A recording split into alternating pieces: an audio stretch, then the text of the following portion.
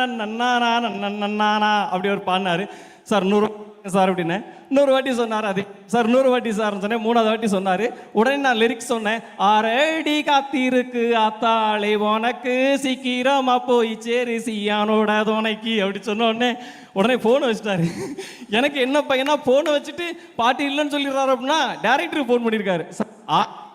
Sir ஆறு காத்திருக்கு ஆத்தாளை உனக்கு சீக்கிரமா போய் சேரு சியானோட துணைக்கு இது ஓகே வேணும் டேரக்டர் சூப்பர் அப்படின்ட்டார். எனக்கு அப்பா தான் நிம்மதி. அப்புறம் அப்படி போச்சு. அடியாத்தி பாட ரெடியாச்சு, முடியாச்சு, அது முடிஞ்சாச்சு. எங்க அப்பா அந்த மேடையை பார்த்து கண்டிப்பா சந்தோஷப்படுவாரு. எப்படி கேமரா சிவகார்த்திகேயனுக்கு போகும் எனக்கும் வரும், அதனால பார்த்துட்டு ரொம்ப சந்தோஷப்படுவாரு. அண்ணனுக்கு அப்பா எமோஷனல், எனக்கு அப்பா எமோஷனல். இன்னும் அண்ணனுக்கு எனக்கு ஒரு ஒற்றுமை உண்டு. அவருக்கும் 3 குழந்தைங்க, எனக்கு 3 குழந்தைங்க. இந்த மேடையை சாத்தியப்படுத்தின எல்லாத்துக்கும் யாராவது கிண்டல் பண்ணுவாங்க. என்ன இந்த காலத்துல 3 குழந்தை பத்து சிவகார்த்திகேயன் 3 குழந்தை அப்படின்னு நான் தான் பெருமையா சொல்லிக்கிடுவேன்.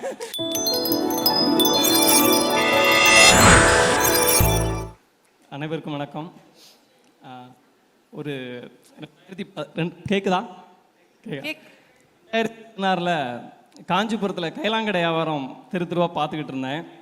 அப்போ பிறந்த ஊர் தென்காசி. அப்போ ஒரு சிறு எழுதினேன். என்னன்னா, நான் காஞ்சிபுரம் தெருவா வியாபாரம் பார்த்து அப்படி கஷ்டப்பட்டதெல்லாம் எழுதிக்கிட்டே கதையை ஒரு பாசிட்டிவாக முடிக்கணும் அப்படிங்கிறதுனால சிவகார்த்திகேயன் படத்துக்கு பாட்டு எழுதிட்டேன். இன்னும் எனக்கு கஷ்டம் இல்லை அப்படின்னு சொல்லி இந்த கதையை முடிச்சிருந்தேன்.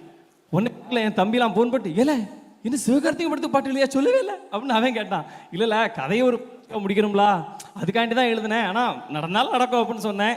2020 அண்ணன் முன்னாடி நிற்கிற படத்துக்கு பாட்டு ரொம்ப சந்தோஷமா இருக்கு.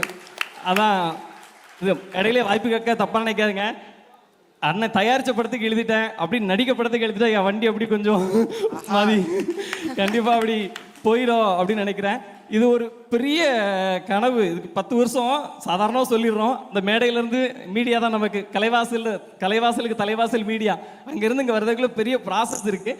அது சாத்தியப்பட்டது என் தலைவர் நிவாஸ் கே பிரசாத் ஐயா தான். அதுக்கு முன்னாடி பிரபு ஜெயராம் மை டியர் சிஸ்டர்னு ஒரு படம், அடுத்து பேஷன் சீடோ ஒரு ஹிட்டு, சுதன் சார் தான் ப்ரொடியூசர்.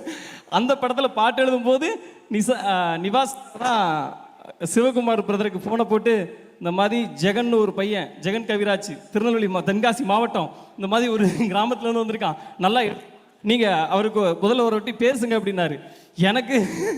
எனக்கு ஆச்சரியம். சிவா பிரதர் கூப்பிட்டு, டைரக்டர் சிவா பிரதர் கூப்பிட்டு, நிவாஸ்க்கு யாரையும் அப்படி பெருசாக பில்டப்பே கொடுக்க மாட்டாப்லையா, எப்படி பில்டப் கொடுத்துருக்காரு, என்ன காரணம் தெரியலையே, நீங்கள் வாங்க பேசினோடனே சிவா அவருக்கு உசிலம்பட்டி நமக்கு தென்காசி நிலவியெல்லாம் கொஞ்சம் பக்கம் தானே, அதனால் அப்படி ஒர்க் அவுட் ஆகிடுச்சு.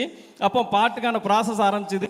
எனக்கு ரொம்ப நன்றி டைரக்டர் சிவகுமார் பிரதர். ஏன்னா அவர் யாருக்குமே கிடைக்காத ஒரு சிச்சுவேஷன் எனக்கு கிடைச்சிது படத்தில். சொல்லலாம்னு நினைக்கிறேன், சொல்லலாம்ல. அப்போ என்னன்னா, ஒரு பாட்டி சாவ கிடக்குறாங்க. அவங்க சாவ கிடக்கும்போது எல்லாரும் ஒரு மரணத்தை கொண்டாடக்கூடிய ஒரு பாட்டு. அதாவது ஒரு வயசானாலும் சாகணும், ஐயோ எங்கள் அம்மா செத்துறக்கூடாதுன்னு தானே சொல்லுவோம்.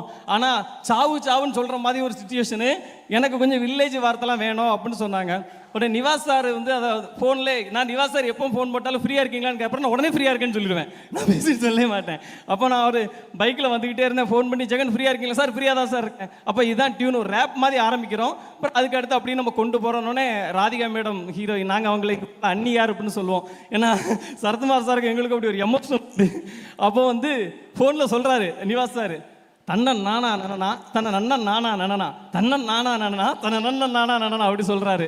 நான் ஒரு 2 நிமிஷம் கிழக்கு சீமை கிளவி இவ வாயை தொறா குழவி அப்படின்னு சொல்லி நான் ஆரம்பித்தேன். சூப்பராக இருக்குது சார், அடுத்து அப்படி சொல்லிட்டு அப்படி ஒன்றொன்னா அப்படி வந்துக்கிட்டே இருக்கும்போது டக்குனு இந்த டியூனை கேட்க அவ்வளோ அழகாக இருக்கும். அவ்வளோ அழகாக சொல்லுவார். தன்னானா நன்னானா நன்னானா நன்னானா நன்னானா நன்னானா நன்னானா அப்படி ஒரு பாடினார். சார் 100 சார் அப்படின்னு 100 வாட்டி சொன்னார். அது சார் 100 வாட்டி சார்னு சொன்னேன். 3வது வாட்டி சொன்னார். உடனே நான் லிரிக்ஸ் சொன்னேன். ஆரடி காத்திருக்கு ஆத்தாளை உனக்கு சீக்கிரமா போய் சேரு சியானோட துணைக்கு அப்படி சொன்ன உடனே ஃபோனை வச்சுட்டாரு. எனக்கு என்ன பையனா ஃபோனை வச்சுட்டு பாட்டு இல்லைன்னு சொல்லிடுறாரு அப்படின்னா டேரக்டருக்கு ஃபோன் பண்ணியிருக்காரு. சார் 6 காத்திருக்க ஆத்தாலே உனக்கு சீக்கிரமா போய் சேரு சீயானோட துணைக்கு இது ஓகே வேணும் டேரக்டர் சூப்பர் அப்படின்ட்டார். எனக்கு அப்பா தான் நிம்மதி. அப்புறம் அப்படி போச்சு, அடியாத்தி பாட ரெடியாச்சு, முடியாச்சு, அது முடிஞ்சாச்சு அப்படின்னு சொல்லி வரிசை கேட்டோம். அந்த பாட்டு ரொம்ப சிறப்பாக வந்திருக்குன்னு நினைக்கிறேன், என்பதான் வெளிவரும்னு நினைக்கிறேன். ரொம்ப ரொம்ப நன்றி நிவாஸ் சார், தொடர்ந்து பயணிப்போன்னு சொல்லியிருக்கீங்க, ரொம்ப சந்தோஷமா இருக்கு.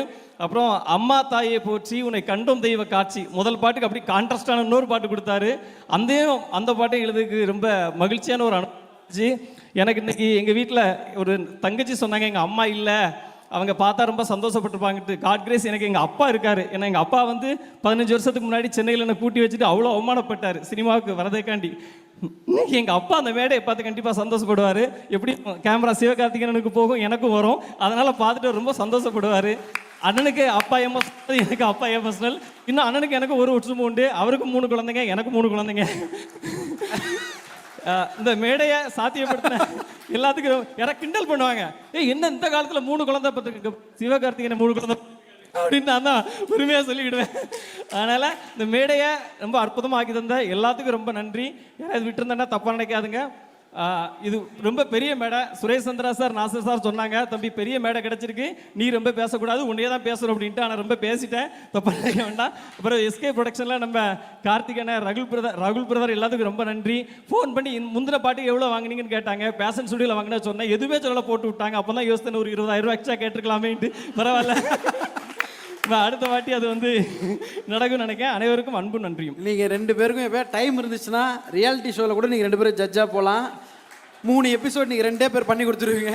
பாடல் உருவான விதம், ரெக்கார்டிங்கில் நடந்தது, ப்ரொடக்ஷனில் காசு போட்டது, கன்வென்ஸ் காசு வந்தது, எல்லாமே கவர்டு. எங்கள் அண்ணன் எல்லாத்துக்கும் இன்ஸ்பிரேஷன் தெரியும், ஆனால் இது வரைக்கும் எடுத்திருக்காருன்றது எனக்கு இன்றைக்கி தானே தெரியும். தேங்க்யூ ஸோ மச் உங்கள் 2 பேருக்கும். அடுத்ததாக ஒரு அற்புதமான பர்ஃபார்மன்ஸ் கொடுக்கறதுக்கு நம்ம டீம் மெம்பர்ஸ் மேலே வர போகிறாங்க.